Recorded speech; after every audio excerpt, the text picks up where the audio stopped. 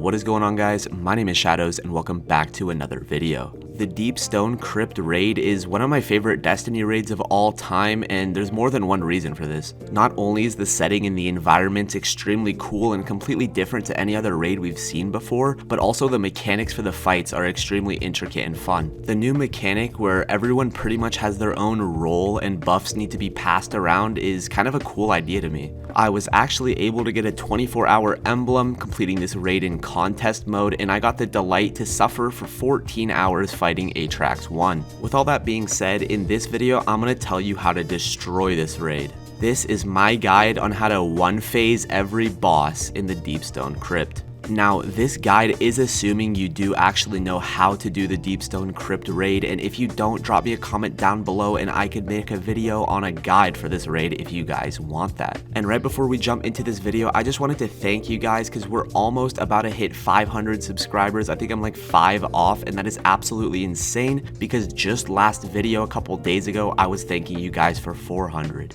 Starting off with the first encounter in the raid, and in my opinion one of the easier ones, we have Crypt security. Now for this video I'm going to be using Error's footage, or Error, however you pronounce that, I'm sorry if I butchered that, who is part of Team Redeem that was actually able to post a video of him one-phasing every encounter in this raid. If you want to go check out his video, the link for that will be in the description below. This video is going to be VOD reviewing his footage and me giving you guys all the tips that he uses in order to one-phase all those bosses. For Crypt security, the boss is pretty interesting because it's not really a boss, rather an inanimate object. There are 6 fuses that need to be destroyed within a small time frame. This encounter actually reminds me a lot of the Pools encounter from the Leviathan raid. For this encounter, we're going to need to be able to output a large amount of burst DPS quickly to take these fuses down. The best ranged weapon for burst DPS, as you can't really sword these fuses, is going to be Fourth Horseman. The Fourth Horseman is an exotic shotgun that has an extremely fast rate of fire and is insanely good for doing burst DPS.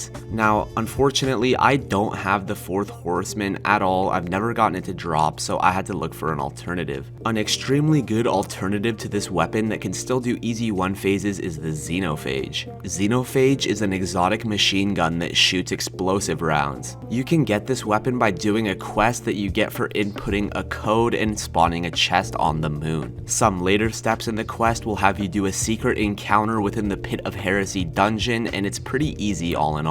Because of the explosive rounds on this weapon and just it being an all-around powerful gun in general, you can knock these fuses down in less than 6 shots. If you've got a 6 stack using Xenophage and everyone is above 1230 light, you should have absolutely no issue one-phasing this encounter as long as you do it in a timely manner. And that's pretty much all I have for the first encounter. If for whatever reason you are still struggling to do damage, I would recommend using a Weapons of Light Titan bubble, as that could give you an extra burst that you need. Moving on to the second encounter, Strats 1 is where things get a little bit more complicated. Strats 1 is an interesting encounter because you don't really fight him in one damage phase. Instead of shooting at a boss, you are shooting at clones or replicas of a boss for probably about 5 seconds before they wipe you. These replicas are on ground level, which means that they can be sorted. The weapon for the absolute best DPS in this encounter is going to have to be the Lament.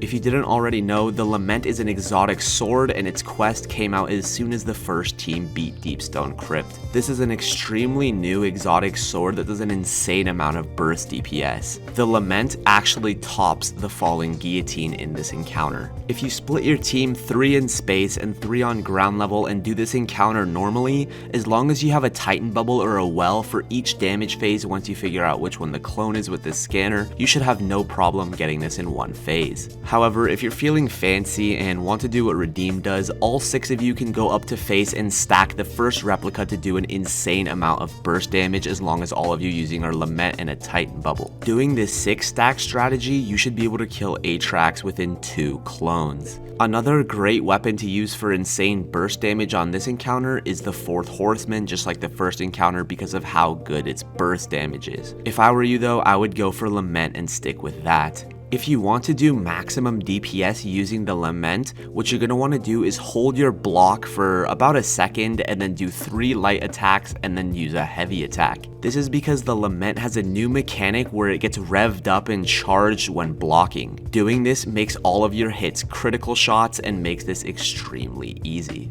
Moving on from this encounter, the third encounter is kind of a joke and probably one of the easiest raid encounters in all of Destiny history. There's not really much to say about this as there's no real boss to be one-phasing and you just kind of have to go through the ropes and just do it. After you make it past the third encounter, you're going to be on the final boss, Taniks, where I would say DPS matters the most. On Taniks the Abomination, you're allowed a maximum of 3 phases before he goes enraged and you have to kill him in his final stand. You have a lot of options here that you could use. On day 1, my team used Outbreak Perfected and Xenophage, which is an absolutely terrible strategy that I would not recommend you use. As far as exotics go for this encounter, the best exotic definitely for this is you're going to want to have someone running Divinity. Divinity is the exotic trace rifle from doing Garden of Salvation with all the puzzles. This is a pretty annoying exotic to get and it's kind of similar to turning all the monitors on in Wrath of the Machine for Outbreak Prime if you played back in Destiny 1.